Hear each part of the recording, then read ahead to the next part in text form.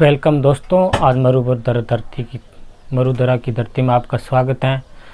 हमारे चैनल मरुधरा में आज नया टॉपिक है बंगाल का विभाजन। बंगाल का विभाजन की पृष्ठभूमि को हम समझते हैं और मैं नए शब्द को उनके पकड़ते हैं, जो अधूरी बातों को रह गई हैं उनको समझते हैं। तो बंगाल विभाजन हुआ था 16 अक्टूबर 1905 को हुई था, जिसमें लॉर्ड कर्जन ने इसकी घोषणा की थी। वाइसराय थे लॉर्ड कर्जन उस समय। और 20 जुलाई 1905 को बंगाल विभाजन के निर्णय की घोषणा हो गई थी। एक मीटिंग हुई थी लॉर्ड कर्जन में, जिसमें 20 जुलाई 1905 को बंगाल विभाजन के निर्णय की घोषणा हो गई कि बंगाल का विभाजन होगा। और बंगाल का विभाजन इसलिए हुआ था क्योंकि लॉर्ड कर्जन जानते थे कि यहाँ बंगाल में राष्ट्रीय आंदोलन बहुत ही मजबूती के साथ चल रहा था। तो जो भारत के राष्ट्र नेताओं ने और देशभक्तों ने चालू कर रखा था भारत की आज़ादी के लिए।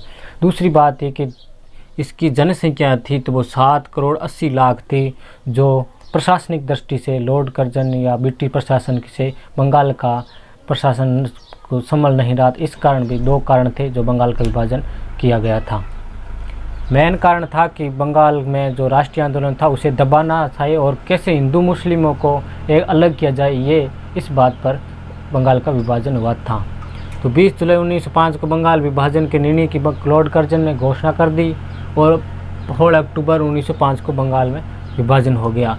उसकी पृष्ठभूमि देखी। 7 अगस्त 1905 में कलकत्ता के टाउन हॉल में स्वदेशी आंदोलन शुरू हो गया, जो बंग भंग आंदोलन के नाम से हो गया। बंगाल विभाजन एक बंग भंग आंदोलन के नाम से भी जाना जाता है, जिसमें कलकत्ता के टाउन हॉल था, जिसमें स्वदेशी नेता थे जो राष्ट्र को आज़ाद करने के समर्थक थे। उन्होंने एक बहिष्कार किया, स्वदेशी वस्तु का उपयोग किया, विदेशी वस्तुओं का बहिष्कार किया, इस पर बल किया। और 7 अगस्त 1905 में कलकत्ता के टाउन में यह स्वदेशी आंदोलन शुरू कर दिया, जिसे बंग भंग आंदोलन कहा गया। इन बंगाल विभाजन या बंग भंग आंदोलन का नेतृत्व गरम दल और नरम दल के नेताओं ने किया था। उनमें से एक सुरेंद्रनाथ बनर्जी, विपिन चंद्र पाल, अब्दुल रसल थे, ये जो नेता थे उन्होंने नेतृत्व किया था। बंगाल विभाजन के विरुद्ध जो बंग भंग आंदोलन था उसका नेतृत्व किया था। इसमें बंगाल विभाजन का किया था। इसमें बंगाल की जनसंख्या थी, बंगाल की जो 7 करोड़ 80 लाख जनसंख्या थी, तो उसमें पश्चिम बंगाल और पूर्वी बंगाल में विभाजित कर दिया। उस समय को पश्चिम बंगाल और पूर्वी बंगाल में विभाजित कर दिया। जो आज वर्तमान की स्थिति है वो पश्चिम बंगाल और पूर्वी बंगाल की क्या स्थिति है वो हम समझते हैं। बंगाल है और पश्चिम प्लस बिहार प्लस उड़ीसा, यानी बंगाल प्लस बिहार प्लस उड़ीसा जो वर्तमान में है, उनकी जो यहाँ पर हिंदू जनसंख्या ज़्यादा थी उनको अलग कर दिया हिंदू जनसंख्या के अनुसार।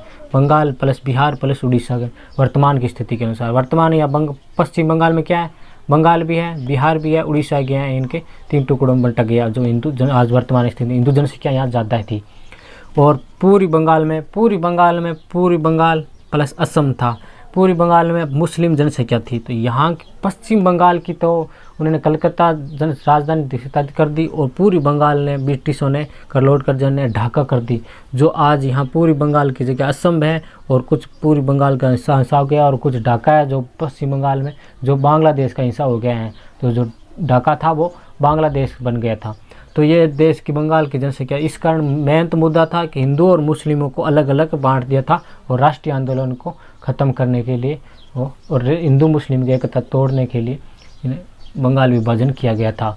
तो और 16 अक्टूबर को बंगाल विभाजन को शोक दिवस की मनाया और रविंद्रनाथ टैगोर के सुझाव के बाद 16 अक्टूबर को शोक दिवस के रूप में मना के भाईचारा जन एकता राखी दिवस के रूप में बनाया गया। तो दोस्तों ऐसे ही एक बंगाल विभाजन टॉपिक पूरा हो गया है। ये शॉर्ट ट्रिक के बाद है। अगले टॉपिक में हम नए जीके का टॉपिक लेके आते हैं, जुड़ते हैं आपके साथ। देखिए, धन्यवाद।